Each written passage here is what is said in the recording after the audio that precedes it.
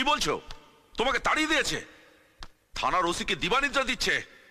ঠিক আছে ঠিক আছে, আমি দেখছি।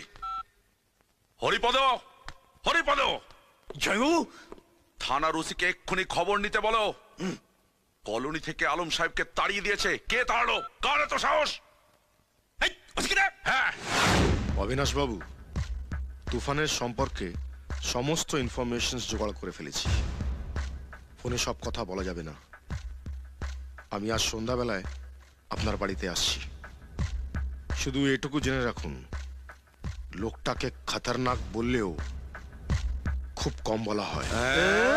হ্যাঁ, লোকটা 4-4টে খুন করেছে। হ্যাঁ, দুটোতে যাবজ্জীবন হয়ে গেছে, আর দুটো কেস হ্যাং হয়ে আছে, যেটাতে হ্যাঙ্গিং হওয়ার চান্স খুব বেশি। কিন্তু গান্ধী জয়ন্তীতে যে একজন কয়েদিকে মুক্তি দেওয়ার জন্য লটারি করা হয়েছিল না, তাতে তো এই সার নাম উঠে যায়। হ্যাঁ, প্রতাপ বাবু, এ তো ডেঞ্জারাস লোক। কি করা যায় বলুন তো? আরে একটা কিছু করুন। না না, ও কি করবে? সারা পাবলিক কাগজ ছাড়া কিছু বোঝে না, মারারও কেচিয়ে যাবে। ঠিক, ব্যাপারটা আমি দেখছি।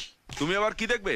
এ বয়সে আর যেচে মার খেতে যেও না। জামাই বাবু, টিকিট ব্ল্যাক করা ছেড়ে দেওয়ার পর আর কোনোদিন কারো হাতে কেলানি খেয়েছি? হেৎ, হেৎ। আরে এরকম একটা মালই তো আমাদের দরকার।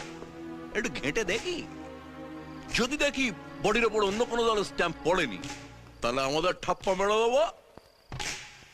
আমি একটা যুব নেতা তো নাকি, আমার সামনে পড়লে একটু তো ধসবে।